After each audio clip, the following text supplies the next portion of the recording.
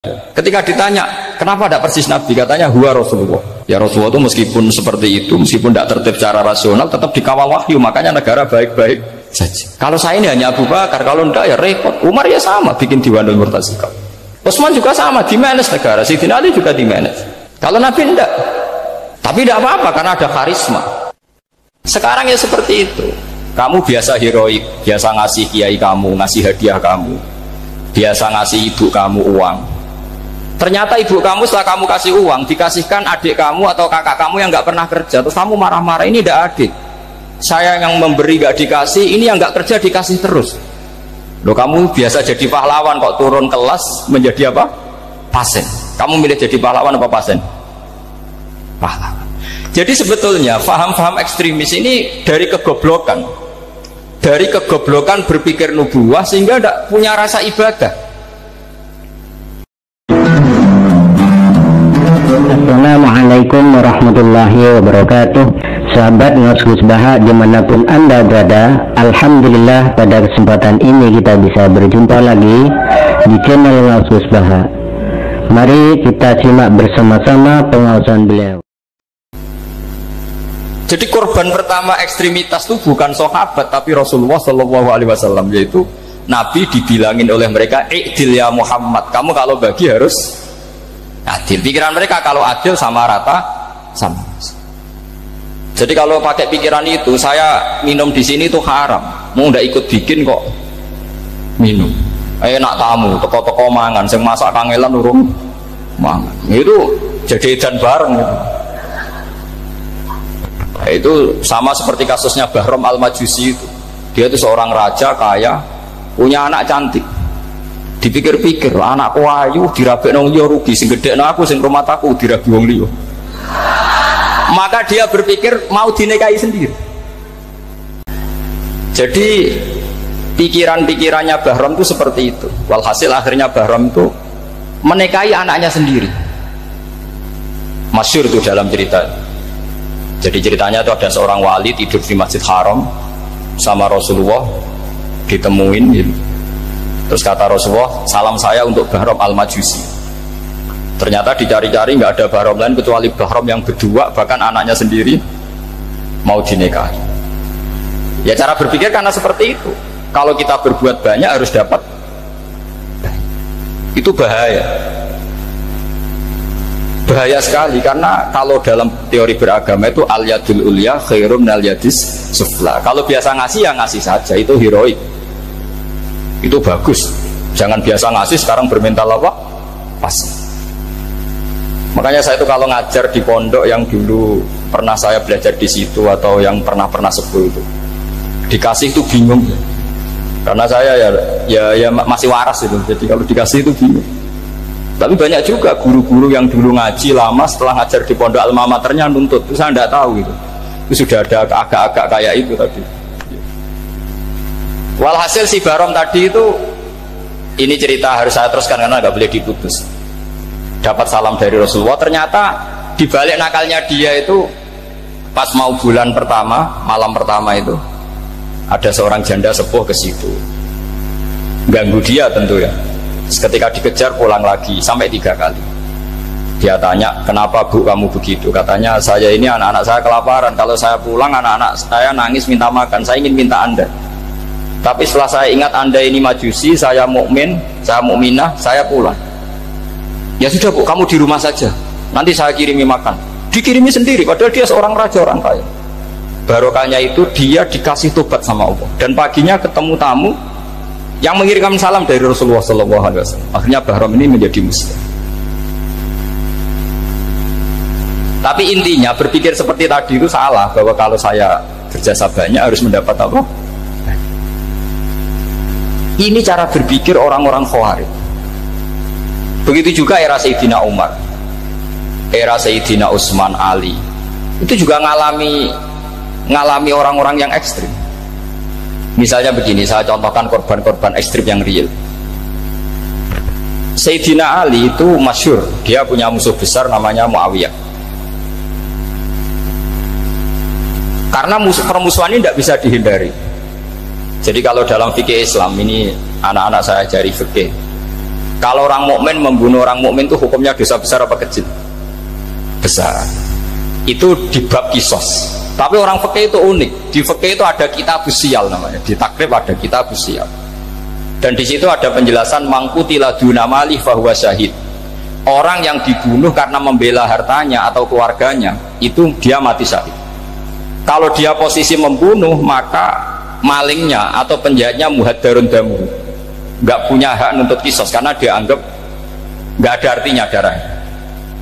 Nah sekarang begini, suatu saat ada garong ke rumah Anda, ingin membunuh Anda karena ingin mengambil harta Anda. Anda ingin ingat status mukminnya atau status garongnya? Terus kamu mau dibunuh diam aja? Saya tidak mau membunuh orang apa? Mukmin atau membunuh orang muslim. Nah, kesulitan yang dialami Sayyidina Ali seperti itu. Orang-orang Khawarij cara berpikir entah Ali ku geblek, wong mukmin kok pengen mateni mukmin. Muawiyah yo geblek pisan, wong mukmin kok pengen mateni orang mukmin.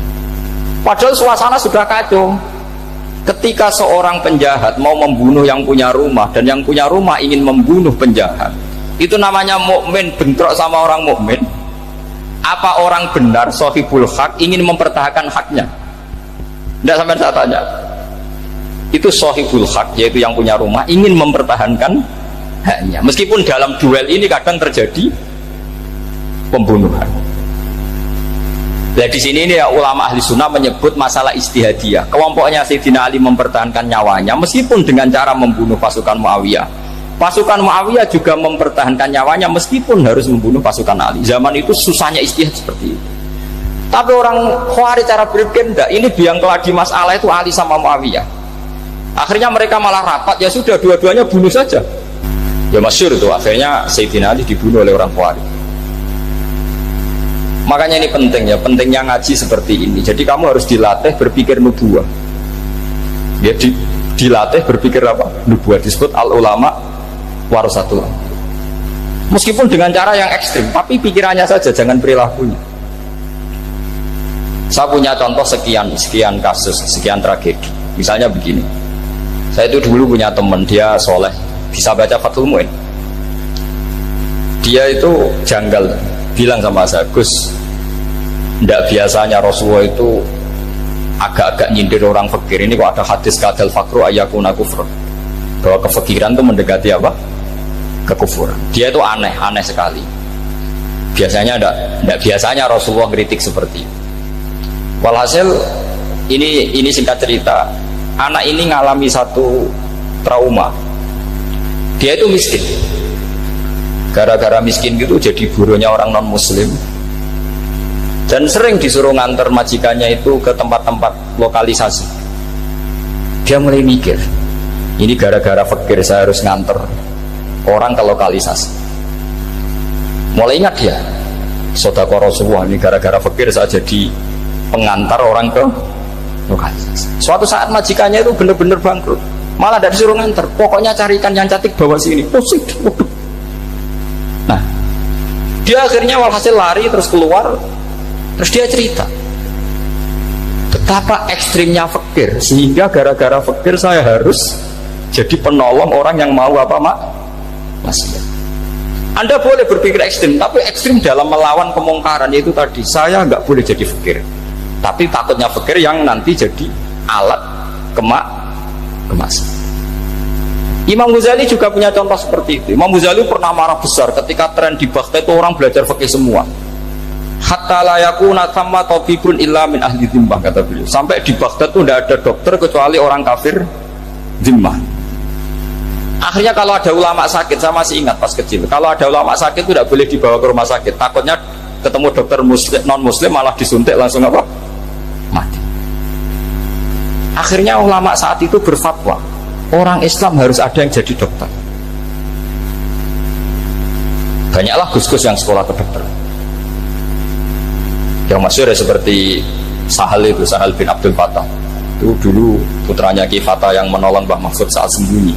Saking idolakannya Basal, anaknya dinamakan Sahal, tapi dia jadi dokter spesialis bedah.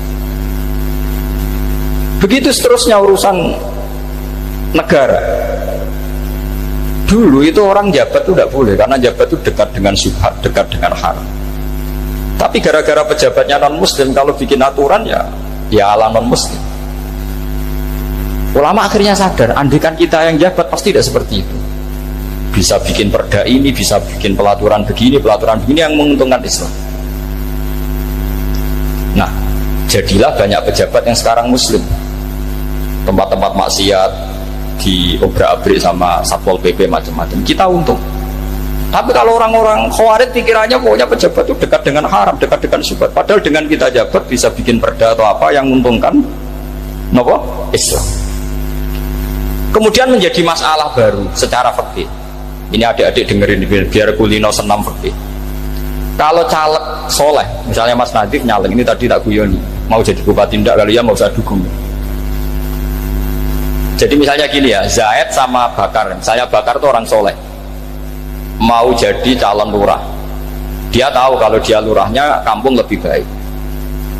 Kalau yang jadi ini Zaid, itu kampung itu rusak karena dia suka dugem, suka macam-macam.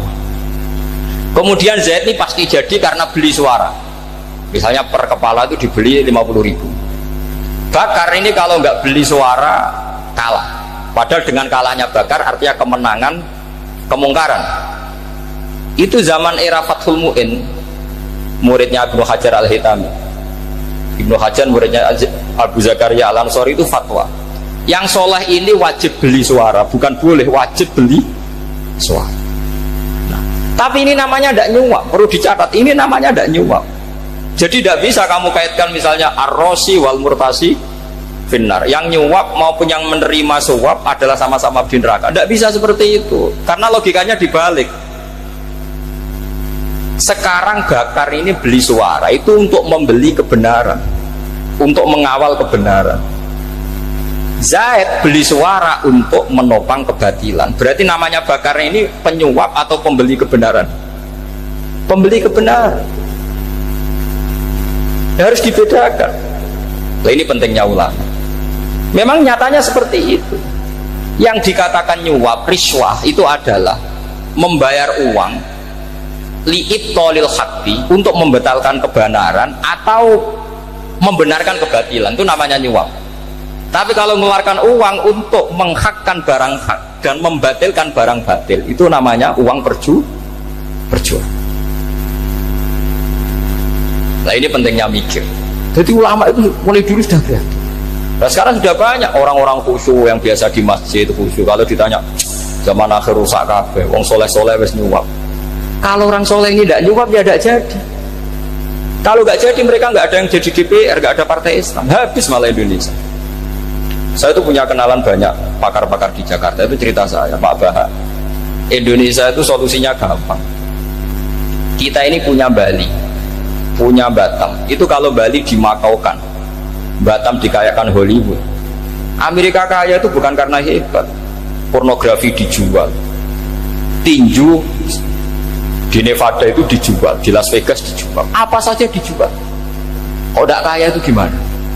Sementara Indonesia mau aur-auran gitu, sukan partai Islam.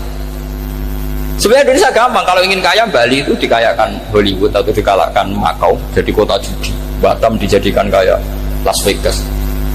Itu transaksinya pasti triliunan.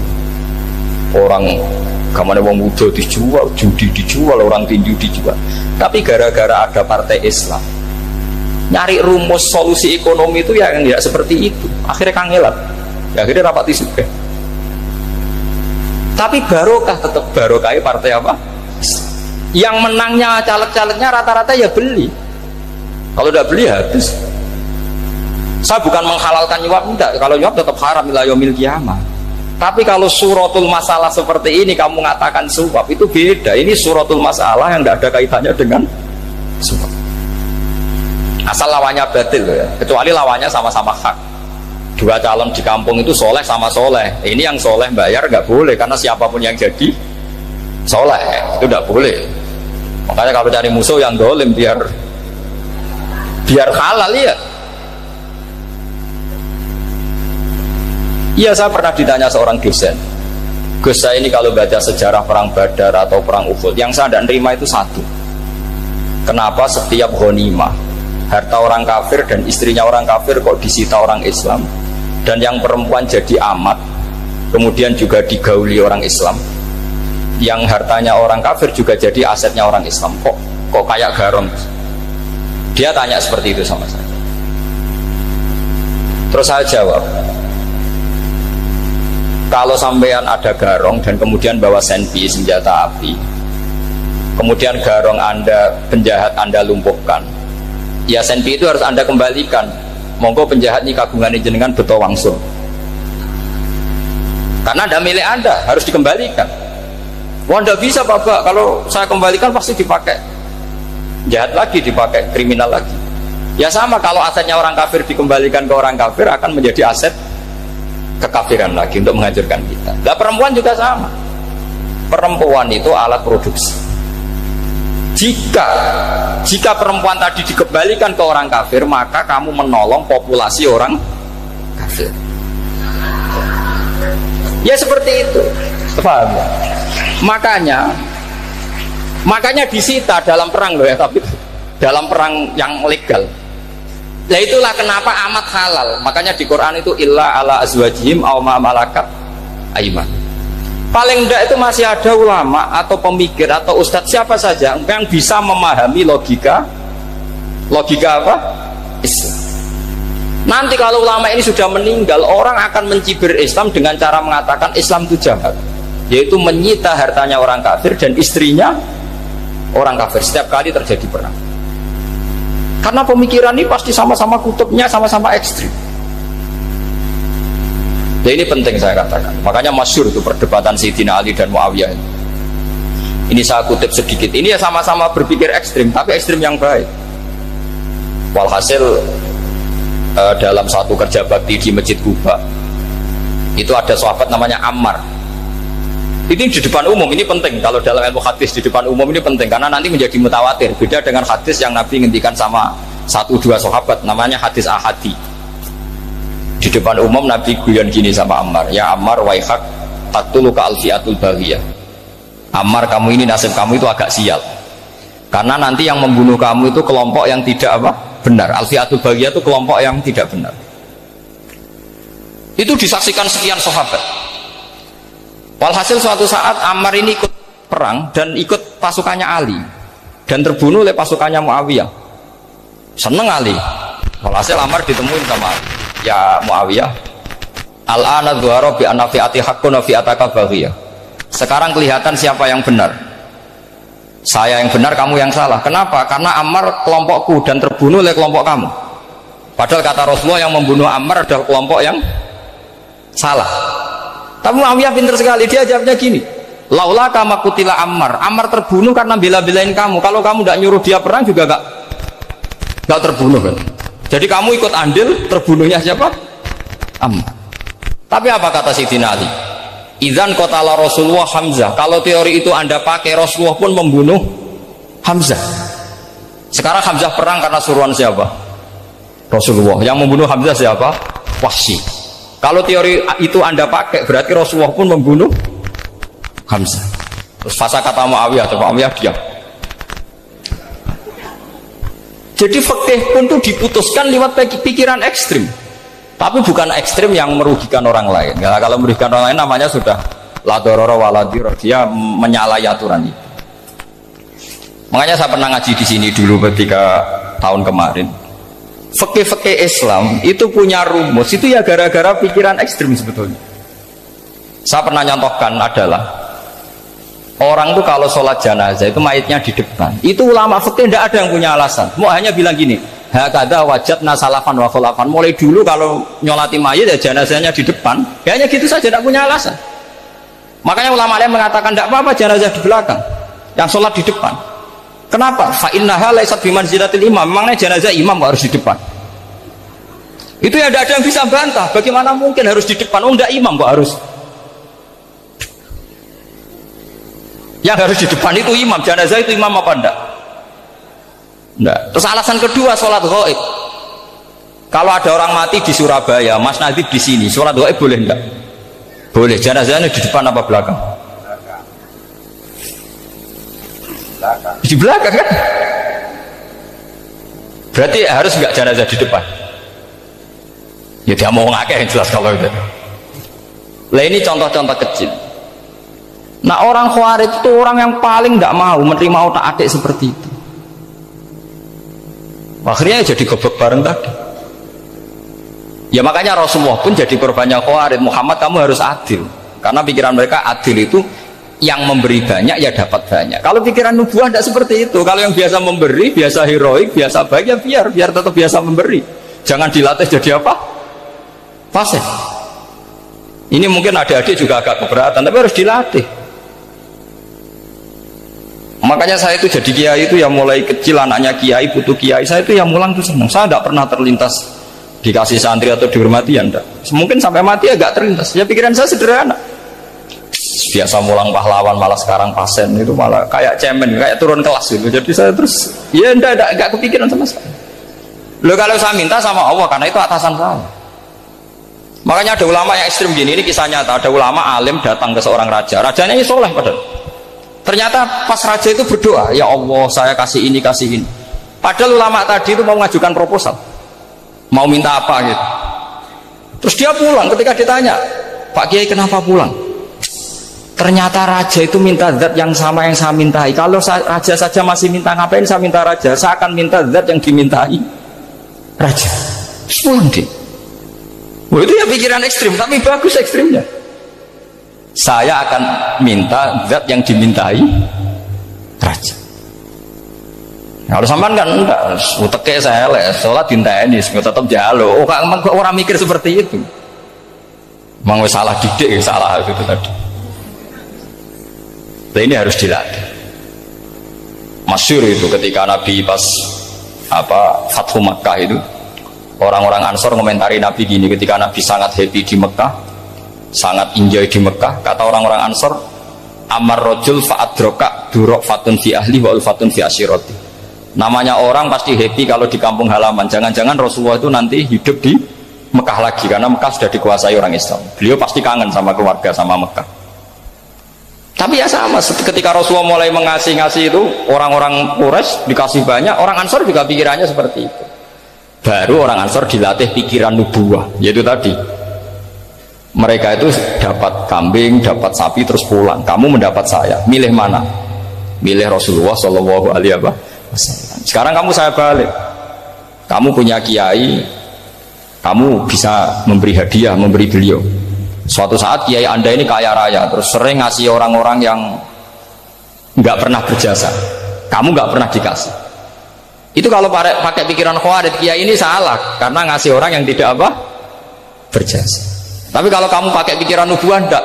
Alhamdulillah saya tetap istiqomah memberi kiai itu, dan alhamdulillah enggak dibales. Semoga balasannya di akhirat. Ya sudah seperti itu. Kalau pakai pikiran gengsi tadi seperti itu, masa biasa memberi sekarang posisi diberi, saya rak turun kelas. Jadi sebetulnya pikiran ekstrim itu boleh, tapi untuk yang seperti ini bukan ekstrim itu. Makanya ini disebut al-hujjat. Al-hujjat itu satu logika yang bisa mematahkan asumsi awal. Ini saya harap santri-santri matolek mau putra maupun putri berpikir seperti ini, sehingga sama. Jadi misalnya sekarang dibalik, kalau ada orang NTT yang masih non muslim, itu orang kafir yang harus dibunuh atau orang kafir yang harus didakwai? Mesti pikirannya itu, kalau Nabi itu ya semua yang didakwai Nabi dulu orang kafir. Nah, ketika Nabi di Mekah itu pertama ketemu orang kafir itu dibunuh atau didakwai? Didakwai. Ya berarti pilihan sekarang ya didakwai, bukan dibunuh. Nah soal perang itu perang itu beda dengan membunuh. Ada janjinya, ada macam-macamnya, terus nggak ada solusi, itu baru ada perang. Jadi kalau sudah dibalik-balik gitu, makanya kata ulama-ulama, Khawarij itu pasti salah. Pasti salahnya adalah kalau orang nggak benar ya dibenarkan, bukan dibunuh. Kalau setiap orang kafir dibunuh, Nabi kapan jadi nabinya? Karena orang kafir habis. Jadi metode bil hikmati ada, mau'izatul hasanah ada, karena orang kafirnya sudah mati. Terus pertanyaan kedua, kalau Nabi harus ekstrim ngapain? Yang awal Jibrilnya Israel lebih efektif. Jadi kalau sama-sama ingin ekstrim, Nabi itu nggak usah dikawal Jibril, kan tidak efektif kan? Harusnya yang ngawal itu siapa? Israel. Kan nggak repot ya. Nah, jadi saya mohon ini saya cerita. Jadi korban pikiran ekstrim itu bukan siapa-siapa. Pertama itu Rasulullah. Akhirnya Rasulullah menjelaskan, ya beginilah cara berpikir nubuwah. Jadi saya kira demikian. Nanti mungkin kalau ada tanya-tanya, ada pertanyaan. Yang jelas kalau seputar ekstremitas itu bisa latihan. Ya, sebenarnya bisa latihan di fikih. Karena fikih ini cerminan dari pikiran ulama. Ya, cerminan dari pikiran apa? Ulama yang tidak tekstual. Ya, seperti gini ya. Tasaddaqa Rasulullah so'an min tamrin au so'an min aqidin. Ketika zakat fitrah itu Rasulullah mengeluarkan satu sok tamar. Tamar itu kurma. Kalau menurut tekstual berarti zakat fitrah harus pakai kurma. Tapi semua ulama sedunia mengatakan kuti ahlil balad. Hanya dalam konteks Indonesia ya pakai apa? Beras. Berarti kata tamar diganti kot. Diganti apa? Kot. Jadi orang itu jangan diajak goblok bareng. Masa Nabi ngendikan tamar harus apa? Tamar. Makanya saya pernah debat. Pak Nabi itu cingkrang. Kenapa orang-orang itu rata-rata tidak cingkrang? Saya bilang, Nabi itu hidupnya di Mekah. Kenapa Anda hidup di Indonesia? Iya, Nabi itu hidupnya di Mekah. Terus saya tanya lagi, Nabi itu hafal Quran, kamu udah hafal? Saya hafal Quran. Kalau cingkrang gampang, karek ngetok kata saya. Ya, kalau ada sunnah Rasul, Nabi hafal Quran, enggak? Hafal kan? Berarti kalau ikut sunnah Rasul, hafal Quran. Jangan cingkrak tok, ya hafal apa? Ya sama poligami juga gitu yang tadi diceritakan Mas Natif itu. Nabi itu poligami setelah Khadijah meninggal. Apa mereka mau nunggu istri pertama meninggal? Kalau ingin persis loh, kalau ingin persis nunggu istri pertama meninggal. Ah, iya. Nggak mau juga kan? Ya biasa saja lah. Pokoknya yang dihalalkan syariat ya kita bilang halal, yang diharamkan kita bilang apa? Nggak usah sok suci isi sunnah Rasul. Saya punya banyak cerita. Abu Bakar itu dulu sering menghindari sunnah Rasul. Dulu Rasulullah itu kalau ada orang minta ya dikasih. Ketika era Abu Bakar bikin Baitul Mal. Ketika ditanya ini zaman Rasulullah tidak ada, kata Abu Bakar, huwa Rasulullah. Beliau itu Rasulullah. Mau nggak di-manage ya negara tertib. Umar bikin pasukan itu diangkat negara. Kalau dulu zaman Nabi yang ikut perang bahaya, yang tidak perang namanya munafik. Era Umar tidak, militer itu ditunjuk, dia digaji pakai Diwanul Murtaziqah. Ketika ditanya kenapa tidak kayak Rasulullah, huwa Rasulullah, mbok tidak tertib pun tetap negara stabil, karena ada karismanya. Jadi kadang-kadang dalam banyak hal itu kita malah tidak boleh persis Rasulullah, karena kadang banyak khususiyah. Yaitu contoh yang paling masyhur di fikih ya kayak Nabi itu nikah 9 itu khususiyah. Dalam strategi juga sama. Dalam strategi memanage negara juga sama. Banyak sahabat yang punya ide yang zaman Nabi itu tidak ada. Ketika ditanya, kenapa tidak persis Nabi? Katanya, huwa Rasulullah. Ya Rasulullah itu meskipun seperti itu, meskipun tidak tertib secara rasional, tetap dikawal wahyu. Makanya negara baik-baik saja. Kalau saya ini hanya Abu Bakar, kalau tidak ya repot. Umar ya sama, bikin Diwanul Murtaziqah. Utsman juga sama, di-manage negara. Sayyidina Ali juga di-manage. Kalau Nabi tidak. Tapi tidak apa-apa, karena ada karisma. Sama tak cerita nih, masalah zakat yang masyhur. Orang paling bakhil sekalipun, paling kikir sekalipun itu zaman Rasulullah bayar zakat. Karena pikirannya setelah zakat dikasihkan, Rasulullah mendoakan, khudz min amwalihim shadaqatan tutahhiruhum wa tuzakkihim biha wa sholli alaihim inna sholataka sakanul lahum. Era Abu Bakar enggak. Sorry ya Abu Bakrin, dulu kita zakat sama Rasulullah karena didoakan beliau. Kamu hanya Abu Bakar, saya tidak mau zakat. Ya sama lah seperti orang dipimpin ulama-ulama karismatik, orang dipimpin badola itu tidak usah metai, santri sudah nurut. Dipimpin Nazif, gak bikin pelaturan, habis pondok. Kalau tidak ngancam, gak gini, ditakzir, gak gini, habis. Zaman badola dehem tok santri wedi. Mas Nazif dehem nggak ada. Nah, makanya Rasulullah itu tidak banyak bikin pelaturan. Rasulullah itu kalau mau perang itu hanya bilang sahabat, saya besok ditantang Abu Sufyan di sini. Saya mau perang. Oh itu sahabat ikut semua. Orang melihat wajahnya, melihat karismanya sudah tertarik ingin menyelamatkan beliau. Kita tidak akan ridho Rasulullah keluar sendiri. Kalau Abu Bakar ya enggak. Pertama Abu Bakar pidato sudah sopan. Saya memimpin kamu. Ini qad wulitu walastu bi khairikum. Saya ini memimpin kamu, tapi bukan berarti saya yang terbaik. Jika saya benar maka dukunglah. Kalau salah ingatkan. Itu pertama pertama orang-orang bilang apa? Fawwah la uqiman naka bisayf. Nanti kalau Anda salah tak ingatkan pakai pedang. Ya karena hanya Abu Bakar bukan Rasul. Jika diaturlah ini ada militer, ada pengawal, ada Baitul Mal. Era Umar lebih modern lagi, ada Diwanul Murtazikoh, ada macam-macam. Ya Rasulullah nggak ada. Nah sekarang orang sidik-sidik muni sunnah Rasul, padahal ada sunnah Rasul yang khasnya Rasulullah sebagai nubuwah. Ya, khasnya Rasulullah sebagai apa? Nubuwah. Coba Nabi itu istrinya 9, semuanya cerita tentang tahajudnya Nabi, witirnya Nabi. Apa kira-kira Mas Nadif kalau punya istri 4 ceritanya tentang tahajudnya Mas Nadif? Tentang perkasaan. Kan enggak? Nah, jadi saya mohon, sebetulnya pikiran-pikiran ekstrim itu karena tidak mau belajar. Nggak mau belajar. Kalau mau belajar itu, kata Imam Ghazali itu dalam kitab Imla, Al-Imla fi Iskalatil Ikhya itu, fal ma'ani awsa'u minal ibarat. Yang namanya ma'ani itu awsa'u apa? Minal ibarat. Jadi yang fal ma'ani awsa'u minal ibarat. Jadi yang namanya makna itu lebih luas minal apa? Ibarat. Nah, ini contoh yang paling nyata ya Sayyidina Ali. Ketika Sayyidina Ali perang sama Muawiyah, itu Sayyidina Ali bilang sebaiknya Muawiyah kirim delegasi mediator. Saya juga kirim mediator. Terus orang-orang Khawarij karena tadi tekstual. Mahadha ya Ali. Ini apa ya Ali? Lam yujad fi kitabillah. Aturan mediator itu tidak ada di Quran. Bahwa kalau kita perang harus ada mediator itu tidak ada. Terus Sayyidina Ali baca ayat wa in khiftum shiqaqa bainihima fab'atsu hakaman min ahli wa hakaman min ahliya.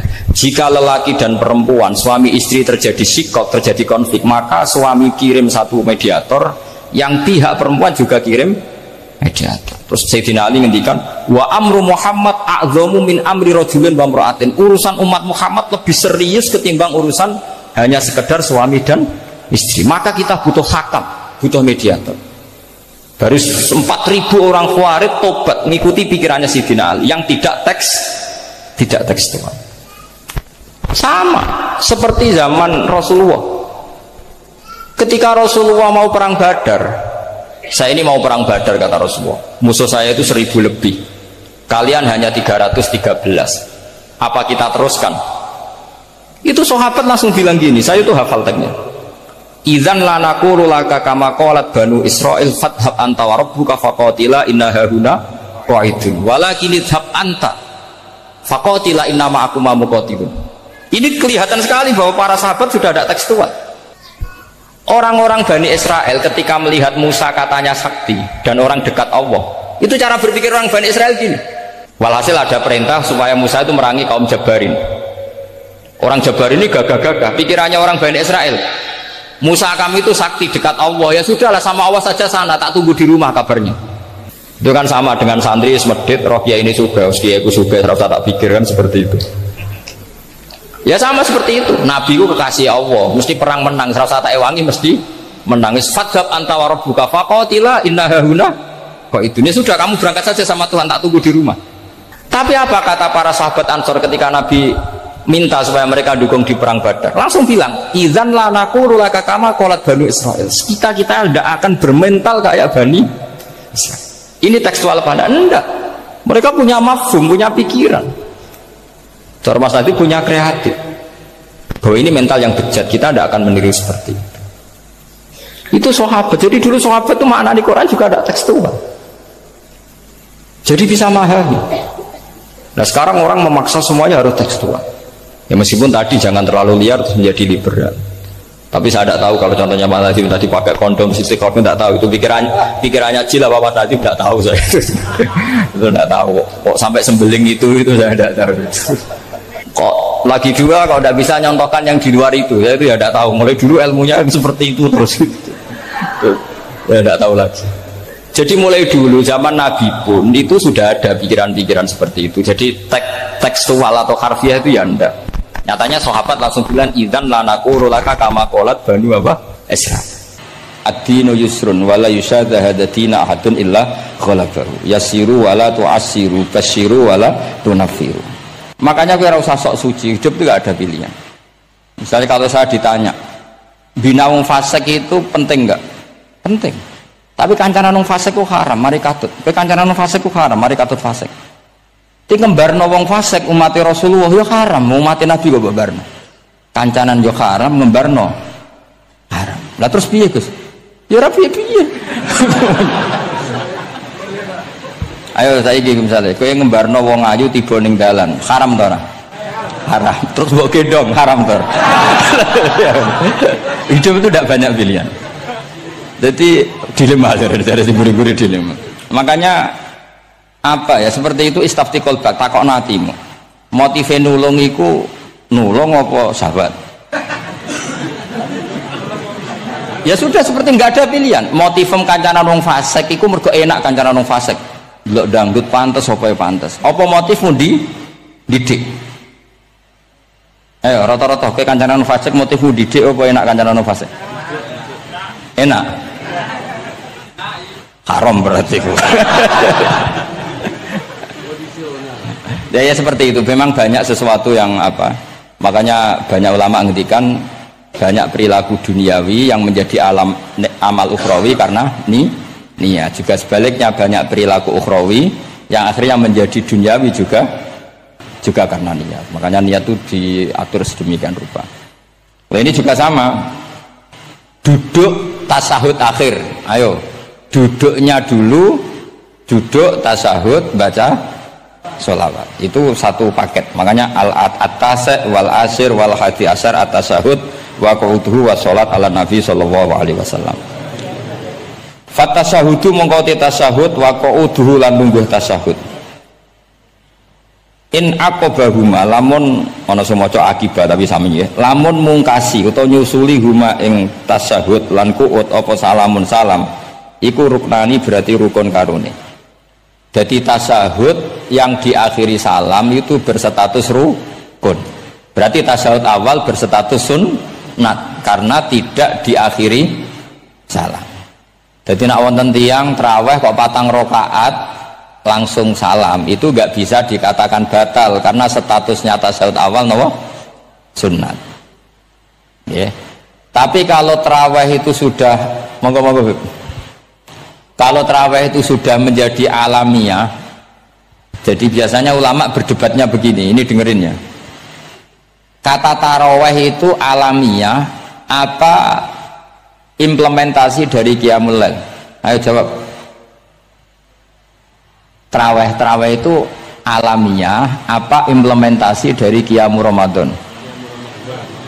Kalau kamu katakan qiyamul Ramadan, maka ada orang tarawih langsung 4 rakaat tanpa tasahud awal, harus kamu katakan sah karena tasahud awal berstatus sunnah. Tadi kan dikatakan tasahud yang wajib itu yang diakhiri salam, berarti tasahud awal sunnah. Di mana-mana kalau sunat boleh ditinggalkan. Yeah. Tapi ada ulama yang agak ekstrim mengatakan begini cara berpikir, tarawih itu alamiah. Alamiah artinya yang dikatakan tarawih, yang dikatakan tarawih adalah sholat 2 rakaat dengan 1 salam.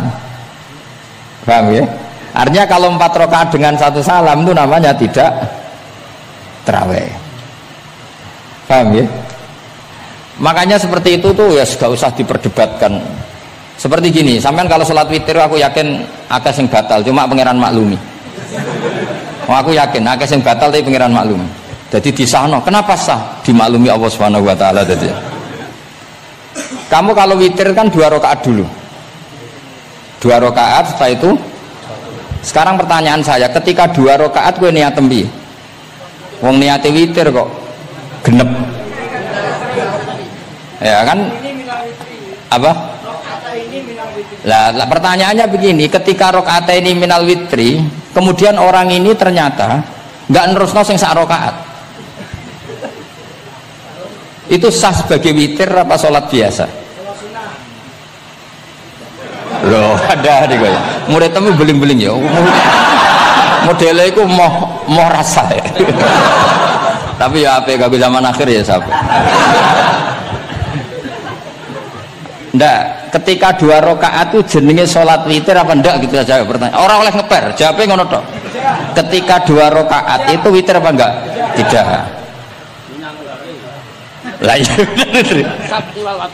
Lah ya ikut paket witir. Berarti niatnya sampean gini, ya Allah saya sholat 2 rakaat, ini paket witir loh Gusti. Makanya shollu sunnatan rakaat ini minal witri. Jadi seperti itu kan bingung kita. Nah sekarang begini, ndak ini latihan fikih karena saya pengajar fikih.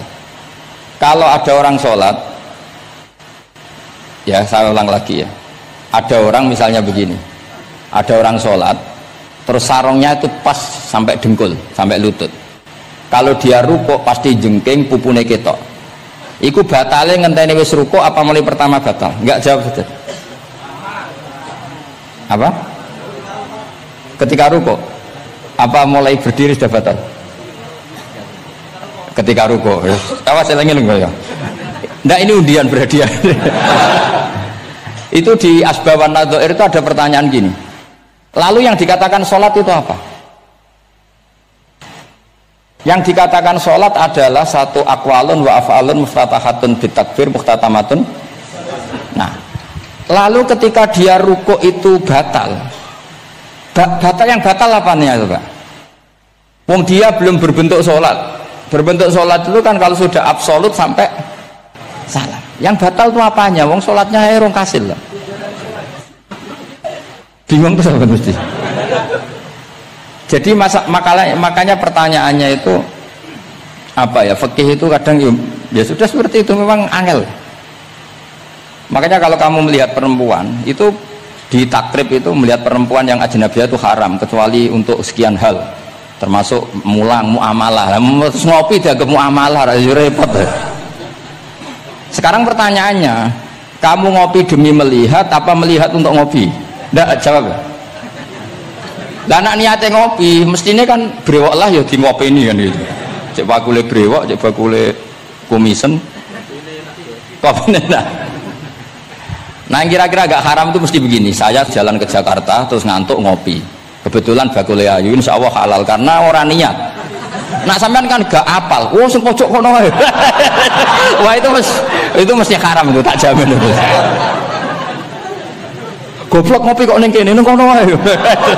Kalau saya sama Habib Ali enggak, jadi ya melaku ngantuk ngopi. Kebetulan bakule ayu. Ya terus mungkin wong soleh ya cepet ya ini bahaya ini. Nak pas umat soleh ya gitu, kalau enggak pas wah cocok ya. Lah mulai ngomong cocok itu masalah kan. Makanya pertanyaannya itu yang halal itu nazar li taklim apa taklim li nazar? Apa? Nazar, mbok kowe semuni. Jadi itu masalah-masalah fikih memang. Makanya kalau berteman orang fasik itu hati-hati ya. Kalau itu kamu lihat umatur Rasulullah Shallallahu Alaihi Wasallam yang perlu kamu selamatkan, yang perlu kamu bina, jenenge tarbiyatul fasik, membina orang fasik. Tapi kalau kamu memang bermental fasik, ini namanya mualah, berkawan sama orang fasik. Itu hukumnya langsung rubah. Kalau mualah ya haram, kalau tarbiyah sunnat atau bahkan wajib. Lah takok bedane piye Gus? Ya takok awakmu. Ya sudah seperti itu, nggak ada jawabannya sudah.